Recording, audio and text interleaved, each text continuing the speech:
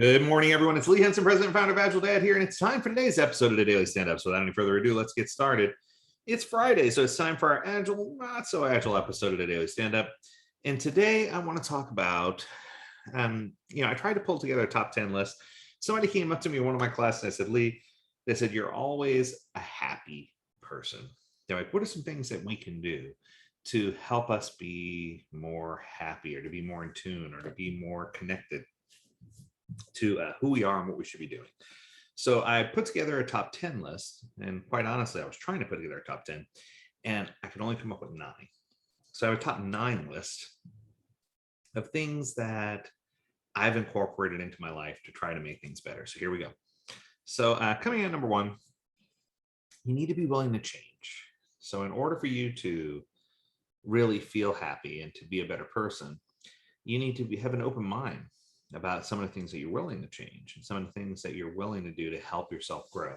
You can't come at this from a perspective of, I want to be a better person, but I'm not going to change anything, right? It doesn't make sense. It's the same as saying, I want to do agile, but we're not going to change anything we're doing. You need to have change in order to grow.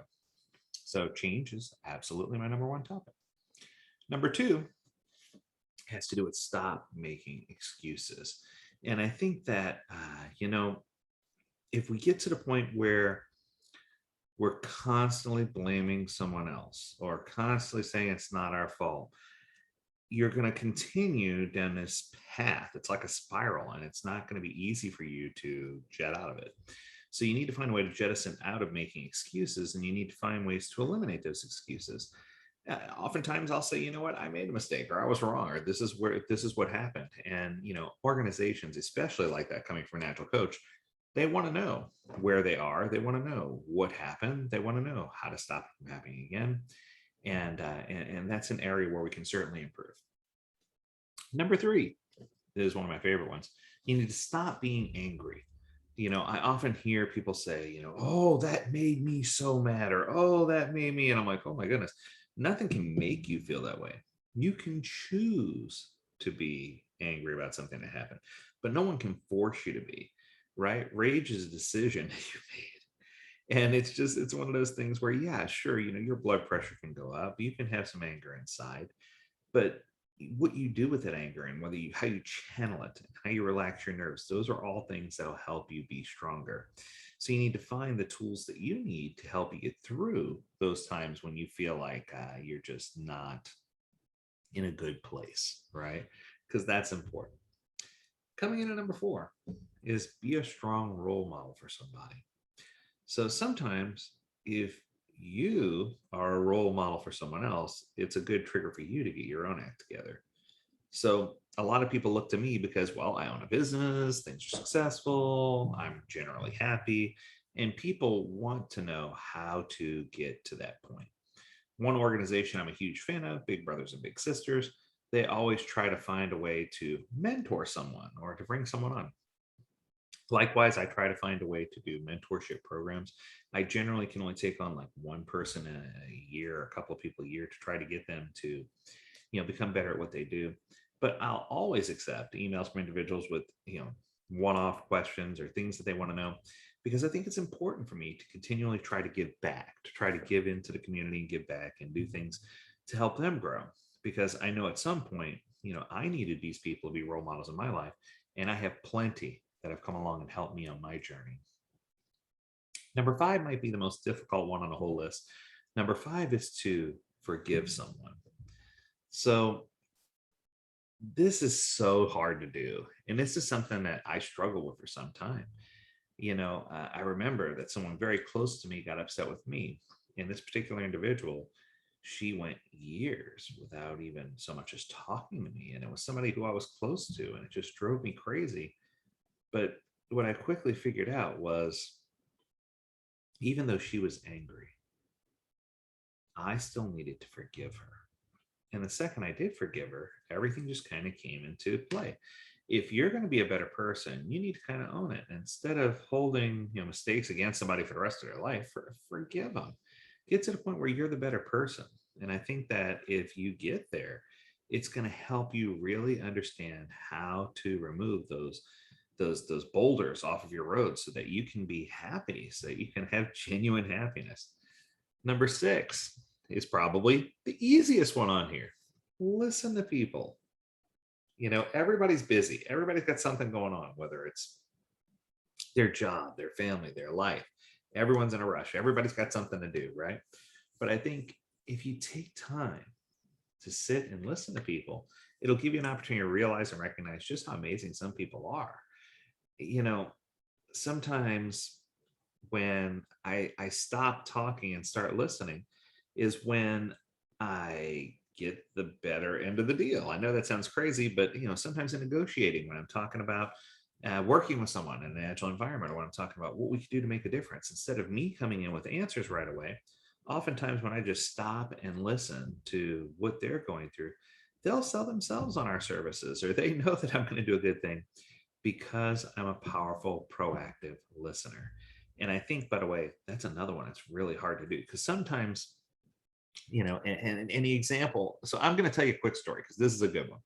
So I had someone come up to me and they said, there's one thing that really bothers me. It's a pet peeve. And it wasn't about me, it was just a pet peeve in general. So I said, well, what is this pet peeve?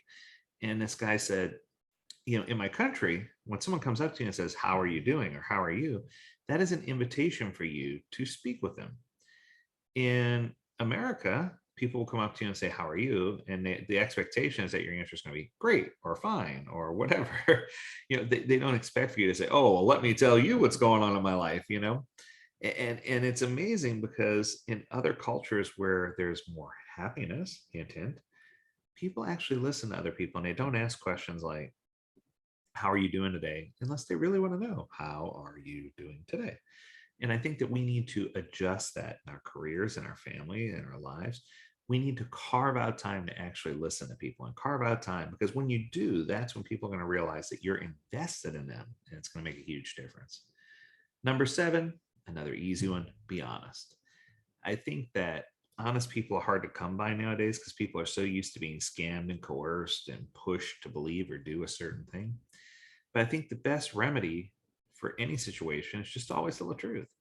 If you challenge yourself to be honest and tell the truth, and this wasn't always easy for me. When I was in growth mode and growth stages, I thought that I had to make myself out to be something that I wasn't in order to continue to grow. And what I quickly discovered is that the more frequently and often I was honest with people, the easier it was, because I never had to concoct a story. I never had to talk about where things were or what was going on. I just had to say, hey, this is what I know, this is what I don't know. And you can try to be honest for a very short time if it's something you struggle with. You don't have to just flip a switch and say, cold turkey, I'm going to be honest. You could say, let me try being honest today. Let me try being honest with my family. Let me try being honest with my peers. And I think that sometimes it's just, you need to start small with small goals. And this is one that'll be a lifelong journey, right? Because the truth is, no one is 100% honest. Everyone always, you know, everyone always has that opportunity where someone says, do I look bad in this dress? And I know it's a static question, but you get where I'm going with this. There's always an opportunity where we don't want to let someone down. And sometimes being honest, and being blunt is so challenging because, well, you don't want to hurt someone's feelings, but at the same time, you don't want to lose your integrity. So it's one of these things where you have to balance, but it's important to understand that if you're just honest all the time, someone did say, hey, how does this dress look on me, or whatever the question may be, it might be an opportunity for you to say, that doesn't look bad, but let's explore and see if there might be some better options. There you go. You were being honest. You didn't necessarily say, now, if it did look awful, oh my goodness, that's just awful. It would be important for you to say, maybe we can find a better choice, right? But I think that's where we need to be. And that's part of being comfortable in our own skin. And it's not easy. It's something that you have to challenge yourself to do. Number 8 is something that I find myself doing more and more. Do something that you don't necessarily want to do. Sometimes to be a better person, you need to take a risk or challenge yourself to try something new. Maybe it's something you've been scared of, or maybe it's something that you just don't like doing that somebody else really loves doing. We have a close family member who has a fear of roller coasters and a fear of intense rides. And, we went to an amusement park, and it was quite a bad experience for this individual and the family who didn't want to ever do anything and found herself sitting off to the side instead of being with all the other kids who loved going on the coasters and loved having that experience. So the happiness part of this is when I said, you know what, maybe it's better for me or someone else to sit this one out and entertain her and do something that she wants to do so that she can understand that she's cared for and she can grow as a person. So sometimes making that little bit of sacrifice yourself is what causes things to come full circle and causes you to be the bigger person. And then number 9 on my list, and this is probably my favorite on the whole list, is surprise someone special. Whether it's your boyfriend, girlfriend, husband, wife, romantic partner, children, family member, whoever it is, right? Plan a special surprise for them. Whether it's someone that's very close to you that deserves a nice vacation or a new gift or something that'll make their life easier, just buy it for them. Don't ask permission. This is one of the most rewarding feelings when you know that you made someone smile and that you made someone's day. There is a viral video out right now on YouTube, and it's these guys who are just like total thug gangster type guys, right? And they ride around in a car and they scream out to people on the side of the road or on the streets, like, hey, you, yeah, you over there in the yellow, you looking quite special today. It's just, and it catches people so off guard because what they're doing is they're leveraging this persona of, people that, a persona of someone that people would fear, and letting people know that not everyone in that persona is a bad person. And man, you look sharp today, or your smile is on point, and it's just so funny to watch these videos, and I always tell stories about, whether it's buying something for the person behind you in a drive-through, or whether it's, pick up an item at the grocery for someone, or getting someone a gift card, or helping someone. I recently had an opportunity where I was walking down the street with a box of leftovers from a dinner, and I ran into someone homeless who said they were hungry, and they asked me for change. I said, what if I did something better? What if I had food instead? And the guy's like, man, I am so hungry. He goes, what's in that box? He goes, is it something I like? Is it something I'll eat? I said, well, it depends on whether you like steak and mac and cheese. And he just grinned and said, oh, are you kidding me? And he got to enjoy a piece of a nice steak and some macaroni and cheese, which is probably something that in his budget would never be possible. But when I saw the tears in this man's eyes, that's what made it special, because he wasn't expecting that. But it was just, and for me, boy, it made me feel good. And I think that the further out of the ordinary you can get with this, the better you're going to be. You need to step outside of your comfort zone to do it. And I think that's when it becomes something really special. But I think the key to all of this is you need to be ready to make the change. So tying it into our week's worth of coaching, you need to be ready to commit to changing things in your life. You need to be ready to take the step on a journey. You need to be ready to figure things out. And we're all in a different place. So go through the whole week's messages. We're all in a different place.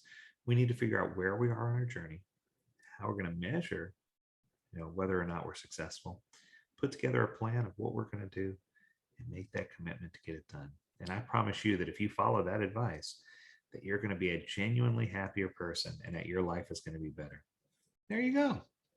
Man, I made that easy. I want you to have an amazing weekend. Go out there and kill it this weekend. Do something fun. Have an amazing weekend. And we'll see you again on Monday. As always, we encourage you to stay healthy, stay well, and stay agile, my friends. Until next time, do take care.